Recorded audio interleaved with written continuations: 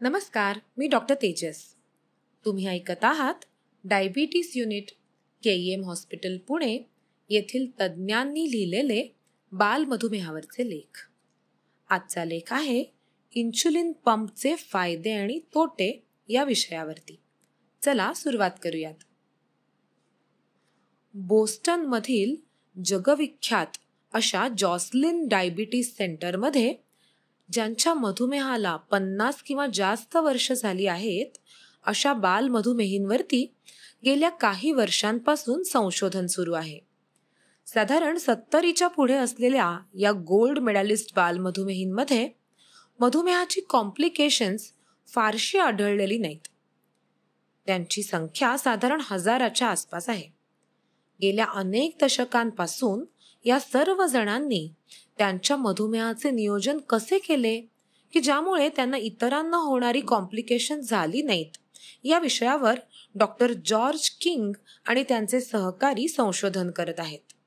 या संशोधनात doctor king यांना काही गोष्टी प्रकर्षानं जाणवल्या. त्या म्हणजे या बालमधुमेहींचा दृष्टिकोन खूपच वेगळा आहे. नियमित व्यायाम आणि जाणीवपूर्वक घेतला जाणारा आहार यावर त्यांचा भर आहेच, पण मधुमेहात होणाऱ्या नवीन संशोधनाविषयी हे बालमधुमेही जागृत आहेत. त्यांच्या सुरुवातीच्या काळात बालमधुमेहाची उपाययोजना अगदीच प्राथमिक स्वरूपात म्हणजे त्यांना जिवंत ठेवण्यापुरतीच होती. पण मधुमेहातलं तंत्रज्ञान संशोधन जसं विकसित व्हायला लागलं तसं या गटातील मधुमेहींनी त्याची संपूर्ण माहिती घेत स्वतःला अद्ययावत केलं. या गटातील काही जण 3 किंवा त्याहून जास्त वेळा इन्शुलिन घेतात, वेगवेगळ्या वेळेला रक्तातली साखर तपासतात, तर काही जण इन्शुलिन पंप आणि ग्लुकोज मॉनिटर सुद्धा लावतात. सगळ्यात महत्त्वाचे म्हणजे या सर्वांना जाणीव आहे की त्यांचा मधुमेह ही त्यांची स्वतःची जबाबदारी आहे आणि त्यासाठी स्वीकारलेल्या मधुमेहाच्या उपचार पद्धतीचे फायदे तोटे याची संपूर्ण माहिती करून घेतली पाहिजे आणि यामध्ये त्यांना त्यांच्या वयाचा किंवा इतर कशाचाही अडसर जाणवत नाही. एक लक्षात घ्यायला हवं की आतापर्यंत उपलब्ध असलेल्या मधुमेहाच्या उपचार पद्धतींपैकी कोणतीच पद्धत अगदी निर्दोष किंवा परिपूर्ण नाही. प्रत्येक पद्धतीचे काही ना काही फायदे तोटे आहेत. इन्शुलिन पंपची पण तीच गत. या विकसित तंत्रज्ञान प्रणालीचे सुद्धा काही फायदे तर काही तोटे आहेत. खरं तर इन्शुलिन पंपचे फायदे हे तो वापरणाऱ्यांच्या मानसिकतेवर अवलंबून असतात. दिवसभरात 6 किंवा 7 वेळा इन्शुलिन टोचून घेणाऱ्या मुलांना पंपवर कमी वेळा टोचायला लागतं हा फायदा जाणवतो, तर आईबाबांना मुलांच्या खाण्यातली बंधनं काही प्रमाणात शिथिल करता येतात हा पंपचा मोठा फायदा वाटतो. पण अनेक संशोधनांमध्ये इन्शुलिन पंपचे वेगवेगळे फायदे आढळून आले. ते म्हणजे ग्लुकोजचा कंट्रोल सुधारला.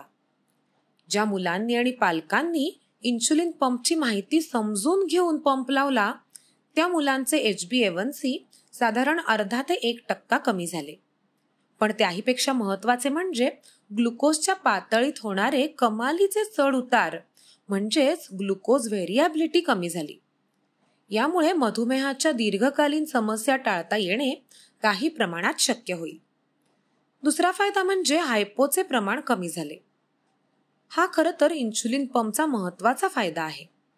अर्थातच यासाठी काही नियोजन करण्याची क्षमता असणं म्हणजेच थिंक अहेड पॉलिसी वापरणं महत्त्वाचं आहे. वारंवार ग्लुकोज तपासणी आणि त्यानुसार इन्शुलिन कमी करणे अथवा योग्य आहार घेणे या गोष्टी यामध्ये गृहीत धरल्या आहेत. सुधारित पंपमध्ये ग्लुकोज सेन्सर हा पंपच्या संपर्कात असतो आणि त्यामुळे हायपो होऊ लागल्यास पंप इन्शुलिन शरीरात सोडणे बंद करतो. याचा मुलांना अलार्म सुद्धा मिळतो. ग्लुकोजची पातळी वाढल्यानंतर पंप परत सुरू होतो. पंप बरोबर सेन्सर लावणे आवश्यक असते, पण याचा खर्च मात्र बराच असतो. तिसरा फायदा म्हणजे इन्शुलिनची सहज उपलब्धता झाली. इन्शुलिन पंपमध्ये इन्शुलिन सतत बरोबर असल्यामुळे कुठल्याही परिस्थितीमध्ये इन्शुलिन देता येते. केवळ बटन दाबून इन्शुलिन घेता येत असल्यामुळे मुलांना आणि विशेषतः तरुणांना इतरांप्रमाणेच अचानक ठरलेल्या बेतात किंवा मेजवान्यांमध्ये अगदी आनंद घेता येतो. इन्शुलिन कमी जास्त किंवा बंद करण्याचा पर्याय सहजगत्या उपलब्ध असल्याने व्यायाम किंवा खेळल्यामुळे होणारे ग्लुकोजचे चढ उतार काही प्रमाणात स्थिर होऊ शकतात. ग्लुकोज न वाढता सकाळी उशिरापर्यंत झोपायची चैन मात्र पंपवरती शक्य असते. पुढचा फायदा म्हणजे जेवणानंतरच्या ग्लुकोजचं नियंत्रण सुद्धा इन्शुलिन पंपमुळे सोपं होतं. छोट्या मुलांच्या खाण्यापिण्याच्या बाबतीत अनिश्चितता असते. अशा वेळी इन्शुलिन इंजेक्शनचा डोस ठरवणं आईबाबांना अवघड जातं. पण पंपच्या बोलस फीचरने ह्याच्यामध्ये सहजता येऊ शकते. पंपमध्ये असलेल्या प्रोग्रॅम्समध्ये किंवा विझार्डच्या मदतीने विविध पदार्थांसाठीचे डोस ठरवून घेणे आणि त्यामुळे ग्लुकोजमधील चढ उतार जेवणानंतरचे थांबवणे हे देखील शक्य होते. पंपमध्ये असलेल्या प्रोग्रॅम्सच्या मदतीने म्हणजेच विझार्ड्स वापरून वेगवेगळ्या पदार्थांसाठी लागणारा इन्शुलिनचा डोस ठरवून घेणं सोपं जातं. हे झाले इन्शुलिन पंपचे फायदे. जसे फायदे तसे इन्शुलिन पंपचे काही तोटे सुद्धा लक्षात येत आहेत. इन्शुलिन पंपवर बेझल इन्शुलिन देण्याची यंत्रणा ही स्वयंचलित असते, पण बोलस इन्शुलिन डोस विचारपूर्वक घेण्याची जबाबदारी ज्यांनी पंप लावलाय त्याची असते.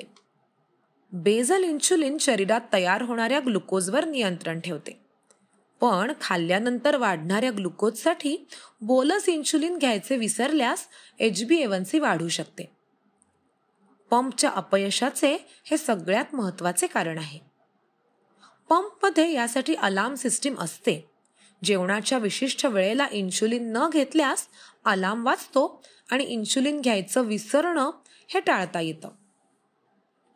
दुसरा तोटा म्हणजे काही कारणानं जर पंपमधून इन्शुलिन जायचं थांबलं तर साधारण 2 तासातच शरीरातल्या इन्शुलिनचा शेवटचा थेंबही संपतो आणि बालमधुमेही मुलांच्या शरीरात कीटोन्स तयार व्हायला लागतात. हे वेळेवर लक्षात आलं नाही तर DKA सारखी गंभीर समस्या ओढवू शकते. इन्शुलिन पंपमधून आत न जाण्याची अनेक कारणे असतात. कधीतरी इन्शुलिन पंपची नळी अंशतः बंद पडते. अशा वेळी पंपचा अलार्म येत नाही.